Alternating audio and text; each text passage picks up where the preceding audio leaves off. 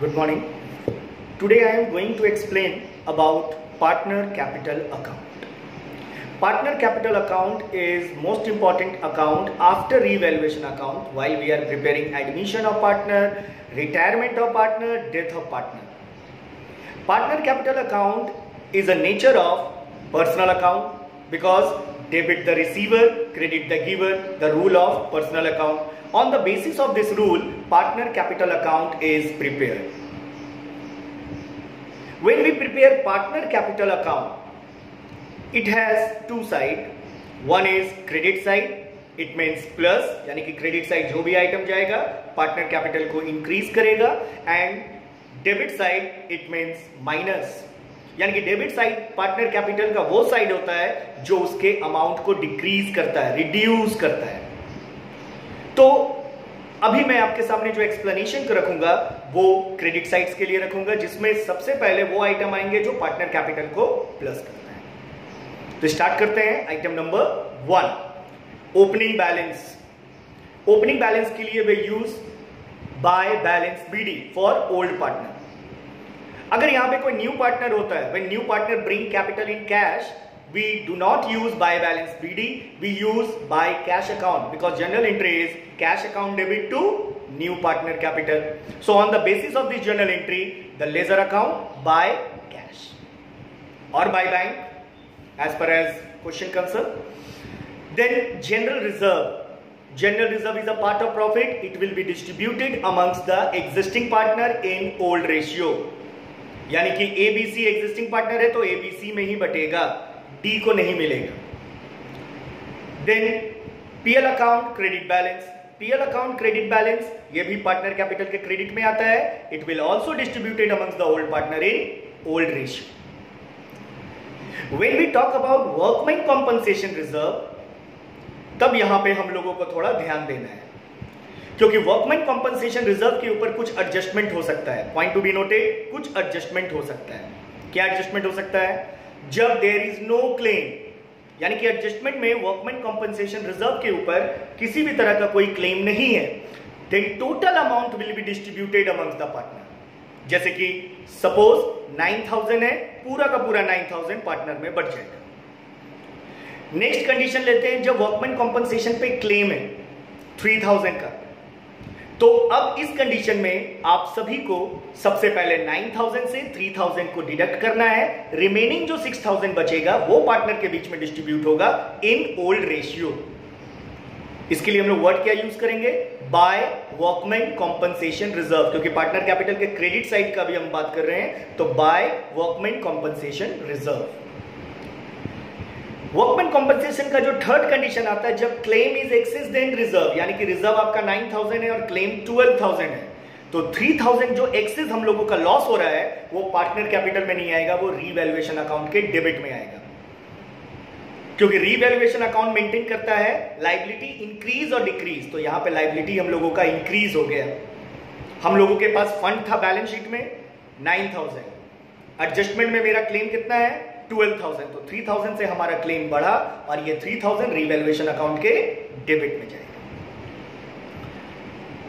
Investment fluctuation reserve, next item का मैं बात कर रहा हूं, credit side. Investment fluctuation reserve. Investment fluctuation reserve क्या है?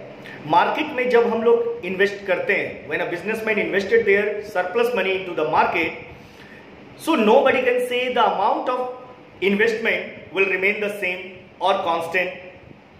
It will be fluctuated by nature, because जब आप इन्वेस्ट करते हो तो मार्केट वैल्यू ऑफ इन्वेस्टमेंट जो है मार्केट कंडीशन के कारण अप डाउन होता है.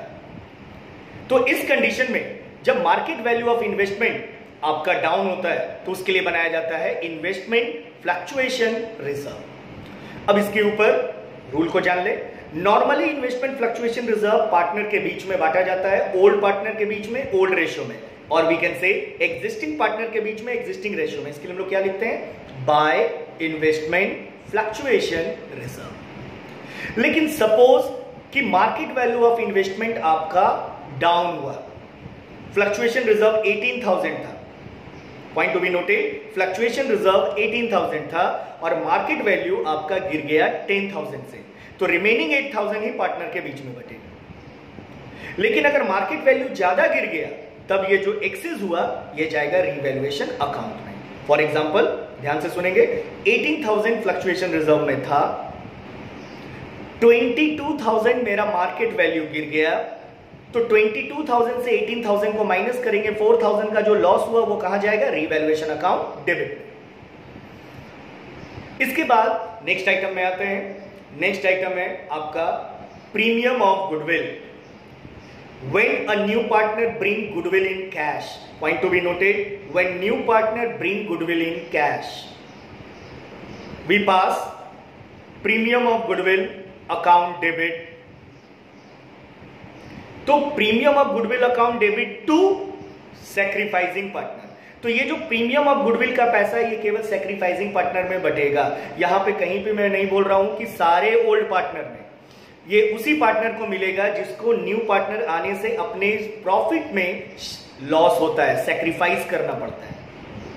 इसलिए प्रीमियम ऑफ गुडविल कैश के लिए लिखा जाता है, by premium of goodwill distributed amongst the old partner. लेकिन अगर new partner is not able to bring goodwill in cash, जब वो गुडविल का पैसा कैश में नहीं लाता है तब भी हम लोग प्रीमियम ऑफ गुडविल का पैसा लेते हैं, लेकिन हम उसके करेंट अकाउंट से लेते हैं। इसलिए इसका एंट्री होता है by new partner current account. ध्यान दीजिएगा, जब वो गुडविल का पैसा कैश में लाता है तब हम लोग क्रेडिट साइड लिखते हैं बाय प्रीमियम ऑफ गुडविल, और जब वो कैश में नहीं लाता है तब हम लोग लिखते हैं by new partner current account. ये तो हुआ क्रेडिट साइड का आइटम, यानी कि partner capital account credit side. अब हम लोग जाएंगे डेबिट साइड, यानी कि left hand side debit side. Debit side first item PL account debit balance. अभी मैं जो भी आइटम का नाम ले रहा हूं ये बैलेंस शीट के एसेट्स में होगा, जैसे PL account debit balance loss, goodwill balance sheet के डेबिट साइड में होगा यानी कि एसेट्स में होगा। Next investment deferred revenue expenditure, advertisement suspense account. ये चार आइटम जो मैंने बोला ये है कैपिटल लॉस। ध्यान दीजिएगा, ये कैपिटल लॉस है, ये कभी भी रीवैल्यूएशन अकाउंट में ट्रांसफर नहीं होता है। पॉइंट टू बी नोटेड, ये कभी भी रीवैल्यूएशन अकाउंट में ट्रांसफर नहीं होता है। कौन सा? पीएल का debit balance, preliminary expenses, deferred revenue expenditure, investment suspense account, ये सभी कभी भी रीवैल्यूएशन अकाउंट में नहीं जाएंगे, पार्टनर कैपिटल के डेबिट साइड में आएंगे और ये चार्ज किया जाता है। डेबिट साइड के आइटम के लिए हम लोग वर्ड यूज करते हैं चार्ज, क्योंकि इससे कैपिटल का अमाउंट रिड्यूस होता है। तो इसके लिए हम लोग क्या वर्ड यूज करते हैं? To PL account, to advertisement suspense account, to preliminary expenses account, to deferred revenue expenditure account, यानी कि ये सभी पार्टनर कैपिटल के डेबिट में जाता है। अब हम लोग बात करते हैं revaluation profit or loss, because when we prepare revaluation account we have two answers, either profit either loss. If we earn profit on the valuation of assets and liabilities, तो प्रॉफिट को हम लोग कहां ट्रांसफर करेंगे? Partner capital account credit side by revaluation account. But when we earn loss from revaluation account, it will be transferred to debit side of partner capital account and distributed among the old partner in old ratio to revaluation account. Then एक item ऐसा होता है जिसके बारे में पूरे book में शायद 2 या 3 क्वेश्चन में आपको मिलेगा, और वो है आपका when a partner took over the assets of the firm.